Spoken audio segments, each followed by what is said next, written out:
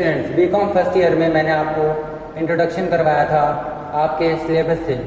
आपके यहाँ दो बुक्स लगती हैं, बिजनेस इकोनॉमिक्स और बिजनेस एनवायरनमेंट। ये मैंने आपको इंट्रोडक्शन में बताया था कि कौन कौन सी बुक्स लगती है, बेसिकली उसमें क्या पढ़ाया जाएगा आपको।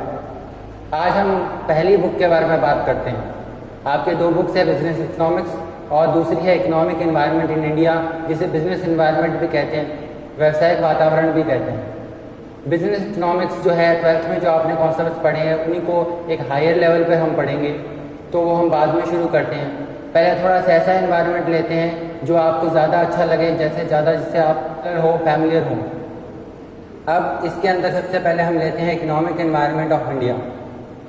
इस बुक को बिजनेस एनवायरनमेंट भी कहा जाता है, व्यावसायिक वातावरण भी कहा जाता है, या भारत में आर्थिक वातावरण भी कहा जाता है। बिजनेस एनवायरनमेंट ये पढ़ते हैं हम, क्यों पढ़ते हैं?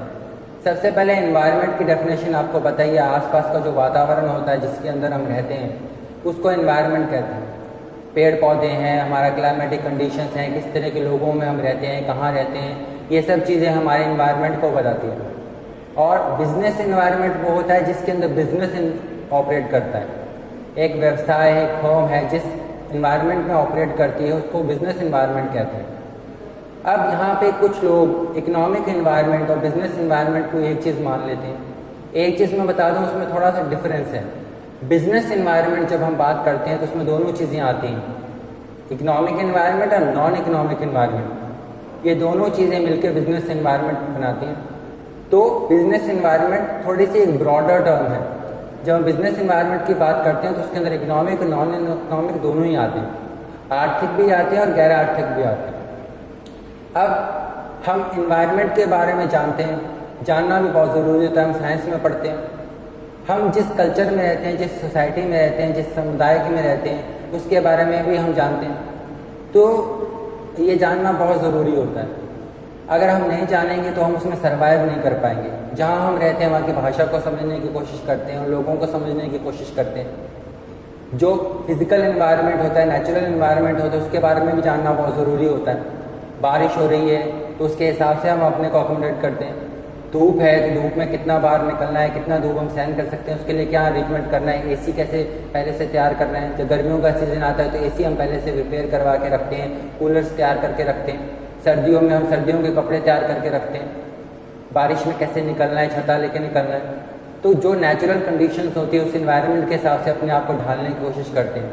अगर हम नहीं ढालेंगे तो हम बीमार पड़ सकते हैं, हमें नुकसान हो सकता है। अगर कोई नेचुरल डिजास्टर है, कोई पहाड़ गिर रहा है, वहाँ पहुँच गए तो जान भी जा सकती है। तो हमारे सर्वाइवल के लिए, हमारे जीवन के लिए, हमें जीने के लिए, हमें तरक्की करने के लिए भाषा को समझना होता है, आसपास के वातावरण को समझना होता है, लोगों को समझना होता है, जहाँ रह रहे हैं वहाँ को समझना होता है, अपने इन्वायरमेंट को, अपने वातावरण को समझना होता है सर्वाइव करने के लिए। किसी पौधे को सर्वाइव करने के लिए वातावरण की ज़रूरत पड़ती है, मनुष्य को पड़ती है, एक समाज को पड़ती है, लोगों को पड़ती है। ठीक वैसे ही एक व्यवसाय को, एक बिजनेस को उसके वातावरण में सर्वाइव करने के लिए उसको समझने की ज़रूरत पड़ती है। और इसीलिए हम बिजनेस एनवायरनमेंट पढ़ते हैं, इकोनॉमिक एनवायरनमेंट पढ़ते हैं। तो बिजनेस एनवायरनमेंट की जो आपकी बुक है उसमें हम ये समझने की कोशिश करेंगे कि बिजनेस एनवायरनमेंट होता क्या है, उसमें कौन कौन सी चीज़ें आती हैं, क्या क्या उसके घटक हैं, किन किन चीज़ों से वो प्रभावित होता है, और भारत के अंदर इकोनॉमी जो है कैसे काम करती है, हमारा आर्थिक वातावरण क्या है, हमारी नीतियाँ क्या हैं, भारत के अंदर कौन कौन सी आर्थिक समस्याएं हैं, जैसे कि जनसंख्या है, अनएम्प्लॉयमेंट है, तो बेरोजगारी है, निर्धनता है, जनसंख्या है। इन समस्याओं के बारे में पढ़ेंगे। इनके निराकरण के लिए हम कौन सी नीतियाँ अपनाएंगे, कौन कौन सी इकोनॉमिक पॉलिसीज़ होंगी, उनके बारे में पढ़ेंगे। कैसे इकोनॉमिक पॉलिसीज़ होंगी, फिजिकल पॉलिसी क्या होगी, मॉनेटरी पॉलिसी क्या होगी, इंडस्ट्रियल पॉलिसी क्या होगी। ये सब चीज़ें आपने कहीं ना कहीं 12th में पढ़ी होती हैं। नेशनल इनकम वगैरह के बारे में भी हम पढ़ेंगे। जो है अंतर्राष्ट्रीय संस्थान कैसे हैं, उनके साथ कैसे काम करना है, ये सब चैप्टर्स हम इस बुक में पढ़ेंगे। तो हमारा एनवायरनमेंट क्या है, बिजनेस एनवायरनमेंट कैसा है, इकोनॉमिक एनवायरनमेंट होता क्या है, कौन कौन सी चीज़ें उसको प्रभावित करती हैं, हम कैसे काम करेंगे, उस एनवायरनमेंट में हम कौन सी समस्याएँ देखते हैं, किन समस्याओं को, कौन कौन सी इकोनॉमिक प्रॉब्लम्स होती है किसी देश की, और वो इकोनॉमिक प्रॉब्लम्स कैसे सॉल्व करनी है, उनको सॉल्व करने के लिए कौन कौन सी नीतियाँ बनानी है, कौन कौन सी इकोनॉमिक पॉलिसीज़ बनानी है, वो सब हम इस बुक के अंदर आज पढ़ेंगे। तो सबसे पहले हम बात कर रहे थे बिजनेस एनवायरनमेंट की, यानी कि बुक के स्टार्टिंग की पहले चैप्टर की। इन्वायरमेंट का मतलब होता है कि जिस वातावरण में आप रहते हैं। फर्म के लिए बिजनेस इन्वायरमेंट क्या होता है? उसके सारे factors, social factors, political factors, economic factors, cultural factors. तो कल्चरल इन्वायरमेंट है, पॉलिटिकल इन्वायरमेंट है, लीगल इन्वायरमेंट है, legal factors, social factors, cultural factors, जो भी चीज़ें उससे प्रभावित करती हैं वो सारी उसके इन्वायरमेंट को बनाती हैं। राजनीतिक जो घटक हैं, चाहे सामाजिक घटक हैं, चाहे आर्थिक घटक हैं, ये सब मिलके उसके वातावरण का निर्माण करती हैं। और इन सभी को समझना हमारे लिए ज़रूरी होता है अगर हमें तरक्की करनी है। तरक्की तो बाद की बात है, सर्वाइव करने के लिए भी हमको ये समझना बहुत ज़रूरी है, वरना सर्वाइव भी नहीं कर पाएंगे। तो कई चीज़ें इसके अंदर आती हैं। अब बिजनेस इन्वायरमेंट को हम दो तरीके से बांट सकते हैं। एक होता है एक्सटर्नल इन्वायरमेंट, एक होता है इंटरनल इन्वायरमेंट। एक होता है इकोनॉमिक इन्वायरमेंट, होता है नॉन इकोनॉमिक इन्वायरमेंट। तो एक्सटर्नल इंटरनल का डिफरेंस हम पहले समझ लेते हैं।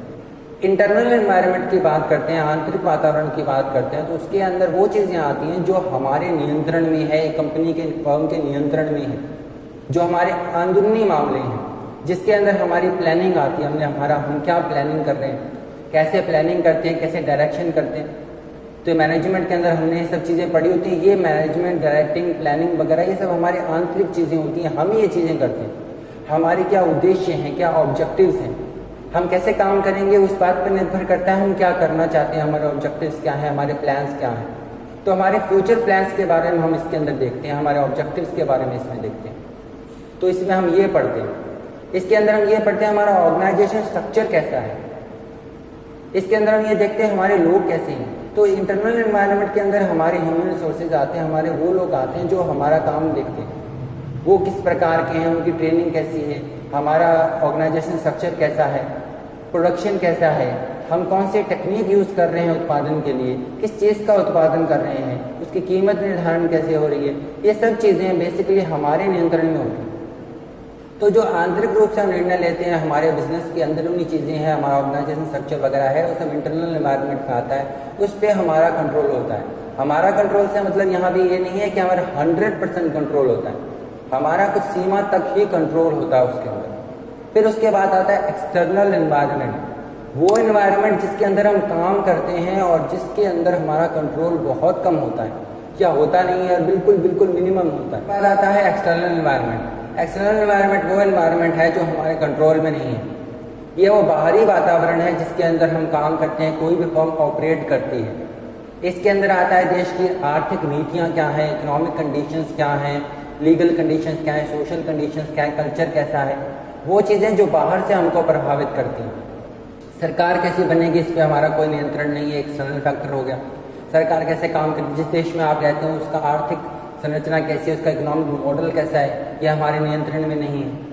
नेचुरल रिसोर्सेज किसी देश के हमारे नियंत्रण में नहीं है। ऐसी बहुत सी चीज़ें जो बाहर की हैं वो हमारे नियंत्रण में नहीं है, वो सब एक्सटर्नल एनवायरनमेंट के अंदर आती है। तो एक इंटरनल एनवायरनमेंट होता है, एक्सटर्नल एनवायरनमेंट होता है, दोनों की समझ बहुत ज़रूरी है। लेकिन यहाँ पे आप देखेंगे कि जो इंटरनल एनवायरनमेंट होता है वो काफ़ी हद तक हमारे कंट्रोल में होता है, हम उसको समझते हैं, काफ़ी उसमें काम करते हैं, उसकी सर्टेनिटी जो होती है काफ़ी ज़्यादा होती है। ये जो एक्सटर्नल एनवायरनमेंट होता है इसकी समझ बहुत मुश्किल होती है, इसको समझने के लिए बहुत मेहनत करनी पड़ती है, बहुत एक्सपर्टाइज चाहिए इसके लिए, बहुत ज़्यादा इसके लिए दिमाग लगाना पड़ता है। ये चीज़ें हमारी ना तो कंट्रोल में हैं, ना हमें इनकी समझ है। ये इतनी ज़्यादा विशाल क्षेत्र को कवर करती हैं कि हम इनको समझ नहीं पाते आसानी से। ये इतनी डायनामिक है, इसमें इतना ज़्यादा परिवर्तन आता है कि हमारे कंट्रोल में नहीं होता, हमें समझ नहीं पाते इसको, बड़ी तेज़ी से भी ये चीज़ें बदलती रहती हैं। इसलिए जो बाहरी वातावरण है, एक्सटर्नल एनवायरनमेंट है, इसको समझना हमारे लिए ज़्यादा इम्पोर्टेंट हो जाता है। इतना कॉम्प्लेक्स है, एक तो कॉम्प्लेक्स भी है, एक तो डायनामिक भी है, इसमें चेंजेस बहुत जल्दी आ जाते हैं।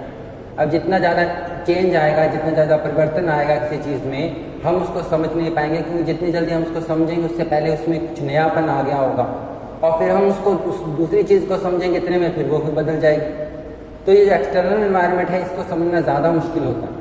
तो कोई भी business environment external internal factors से होता है, और इंटरनल कहीं ना कहीं कंट्रोल में होते हैं, उन्हें भी समझना है। जो नहीं कंट्रोल में उन्हें तो और भी ज़्यादा दिमाग लगा के फोकस करके समझना पड़ता है। अब इसका दूसरा जो डिमार्केशन है वो किया गया है इकोनॉमिक और नॉन इकोनॉमिक, आर्थिक वातावरण में और गैर आर्थिक वातावरण में। एक तो सबसे पहले बुक आपने खोली, उससे पहले मैं आपको वार्न कर दूं कि आपकी किताबों में क्या होगा कि आर्थिक पर्यावरण और गैर आर्थिक पर्यावरण में जो जो घटक दिए होंगे वो दोनों जगह दे रखे होंगे। कई बार वो चीज़ आप वहाँ पे भी पढ़ेंगे और वहाँ पे भी पढ़ेंगे, तो इसमें कंफ्यूज होने की ज़रूरत नहीं है। देखिए, सुविधा के लिए या पढ़ाने के लिए या पढ़ाने के तरीके से आप इसको क्या कहते हैं अलग अलग भागों में बांट लेते हैं। आर्थिक पर्यावरण के घटक अलग लिख लेते हैं, गैर आर्थिक के अलग लिख लेते हैं, पर वास्तविक जो जीवन में क्या है ये इतने ज़्यादा मिले हुए हैं कि इसमें तय करना मुश्किल हो जाता है कि इसमें कितना एलिमेंट जो है इकोनॉमिक है, कितना नॉन इकोनॉमिक है। तो दोनों कई चीज़ें दोनों जगह आती हैं, लेकिन आपको ज़्यादा अच्छे से समझाने के लिए मैं कोशिश करूँगा कि इकोनॉमिक और नॉन इकोनॉमिक दोनों को बिल्कुल अलग अलग क्लैरिटी से मैं आपको बता सकूँ। इसका इस वीडियो में छोटा सा इंट्रोडक्शन करते हैं, ताकि पहला वीडियो है तो आप ज़्यादा स्ट्रेस ना लें इस चीज़ का।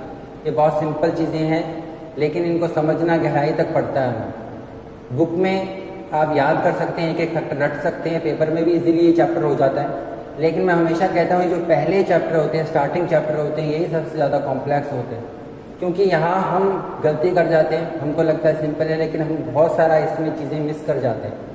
हम इसकी गहराई को, डेप्थ को नहीं देखते। तो बिजनेस एनवायरनमेंट की मैं बात कर रहा था, आपको बता रहा था इकोनॉमिक फैक्टर्स होते हैं, नॉन इकोनॉमिक फैक्टर्स होते हैं, इंटरनल फैक्टर्स होते हैं, एक्सटर्नल फैक्टर्स होते हैं। इंटरनल फैक्टर्स मैंने आपको बता दिए किस तरह से होते हैं, जो हमारे कंट्रोल में होते हैं। एक्सटर्नल फैक्टर्स होते हैं जो हमारे कंट्रोल में नहीं होते, जो बाहर से हमको प्रभावित करते हैं, जिसके अंदर जिसमें रहना पड़ता है। अब अगर आप एक दूसरा आपको सिंपल एग्जांपल दूं, तो जैसे आप क्या कर रहे हैं, आप अगर एग्ज़ाम देने जा रहे हैं, तो एग्ज़ाम देते वक्त आप कैसे तैयारी करेंगे, कौन सी बुक लेंगे, ये सब आपके कहीं ना कहीं कंट्रोल में है। आप पढ़ लेंगे, आप अपने आप का शेड्यूल बना लेंगे, कितने टाइम को आपको पढ़ना है, कब उठना है। लेकिन एग्ज़ाम कब होगा, उसकी डेट शीट क्या आएगी, कौन सा पेपर आएगा, कौन सा सिलेबस से बाहर का कुछ ना आ जाए, किस तरीके से पेपर सेट होगा, किस माहौल में आपको काम करना पड़ेगा। अब कोरोना काल में एग्ज़ाम्स का टाइम टेबल भी चेंज हो गया, आपके एडमिशन भी आगे निकल गए। तो ये देखिए कुछ ऐसे फैक्टर्स जो आपके दिमाग में नहीं थे, लेकिन आपको उसके साथ एडजस्ट करना पड़ता है। तो ये हम बिजनेस एनवायरनमेंट में भी पढ़ते हैं कि फर्म के अंदर क्या काम हो सकता है और बाहर किस चीज़ों से उसको एडजस्ट करना पड़ता है। अब इस बिजनेस एनवायरनमेंट को पढ़ने की इम्पोर्टेंस क्या है, क्यों पढ़ते हैं हम बिजनेस एनवायरनमेंट, क्यों हम इकोनॉमिक एनवायरनमेंट को समझने की कोशिश करते हैं, ये बुक हम क्यों पढ़ रहे हैं। देखिए, किसी भी फर्म को काम करने के लिए अपने आसपास के वातावरण को समझना पड़ता है। इसके कई कारण हैं, जिसमें एक चीज़ होती है अपॉर्चुनिटीज़ और थ्रेट्स। एक स्वॉट एनालिसिस आप पढ़ेंगे, नेट के एग्जाम में भी आता है, कई जगह आपने पढ़ा भी होगा, स्ट्रेंथ, वीकनेस, अपॉर्चुनिटीज, थ्रेट्स। तो जब आप कहीं भी काम करते हैं या बिजनेस कोई भी तरक्की करना चाहता है, वो स्मूथली फंक्शन करना चाहता है, तो उसके सामने दो चीज़ें आती हैं, अपॉर्चुनिटीज़ और थ्रेट्स। अपॉर्चुनिटीज़ यानी कि उसको संभावनाएँ दिखती हैं तरक्की की, आशाएँ होती हैं, कुछ अच्छी अपॉर्चुनिटीज़ मिलती हैं, कुछ संभावनाएँ होती हैं जिसमें तरक्की कर सकता है। दूसरा होता है थ्रेट, यानी कि ऐसी चीज़ें आती हैं जो उसको नुकसान पहुंचा सकती हैं, उनके अस्तित्व को खतरे में डाल सकती हैं। आप जब बिजनेस एनवायरनमेंट पढ़ते हैं तो आप अपॉर्चुनिटीज़ भी पढ़ते हैं और थ्रेट्स भी पढ़ते हैं। अगर आपको बिजनेस एनवायरनमेंट की अच्छी समझ है तो आप उन थ्रेट्स से, उन समस्याओं से बच सकते हैं। और अगर आपको समझ है, आप मौका पकड़ना चाहते हैं, तो आप अपॉर्चुनिटीज़ का, मौके का फ़ायदा उठा सकते हैं, बहुत ज़्यादा तरक्की कर सकते हैं। कई कंपनियाँ ऐसी रही हैं, कई व्यवसाय ऐसे रहे हैं जो इतने ज़्यादा आगे थे कि बहुत पहले ही उन्होंने कई चीज़ों को देख लिया, समझा, जैसे ही कोई मार्केट में चेंज आया उसको ग्रेस्प किया, फर्स्ट मूवर एडवांटेज लिया और वो कामयाब हो गए। कई ऐसे थी जो अपनी चुनौतियों को समझ नहीं पाई और उनको नुकसान हो गया। देखिए, यहाँ पे एक और चीज़ भी है, चैलेंजेस में और थ्रेट में थोड़ा सा डिफरेंस होता है। कई लोग इन टर्म्स को मिक्स कर देते हैं। चैलेंज, चुनौतियाँ आती हैं हमारे सामने और हम, वो एक तरह के हर्डल्स होते हैं जो हमको, उसके अंदर भी अपॉर्चुनिटीज छुपी होती है। थ्रेट वो चीज़ होती है जो हमें पूरी तरह से इंगल्फ कर सकती है, हमें खतरे में डाल सकती है। तो कौन कौन से ऐसे चैलेंजेस हैं जो, जिनका हम, चैलेंजेस का भी फ़ायदा उठा सकते हैं, चुनौतियों का भी फ़ायदा उठा सकते हैं। क्या चीज़ें हैं जिनसे हमको बच के रहना है, क्या चीज़ें हैं जिनका हम फ़ायदा उठा सकते हैं, ये तभी हम समझ सकते हैं जब बिजनेस एनवायरनमेंट को हम अच्छे से समझते हैं। अब इसके बाद आता है टेक्नोलॉजिकल चेंज, तकनीक में परिवर्तन आता है, कुछ नव परिवर्तन आता है, नवाचार आता है। तो जो बिजनेस एनवायरनमेंट को अच्छे से समझता है, वो इस नवाचार को अच्छे से समझता है, इस नवाचार का फ़ायदा उठा सकता है।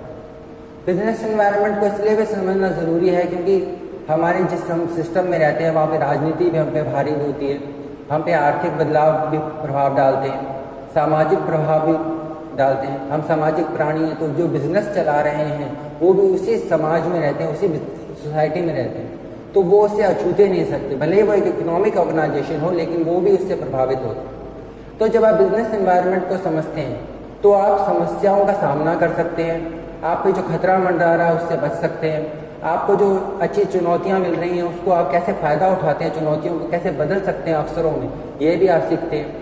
कैसे अवसर का पहले फ़ायदा उठाना है वो भी आप समझते हैं।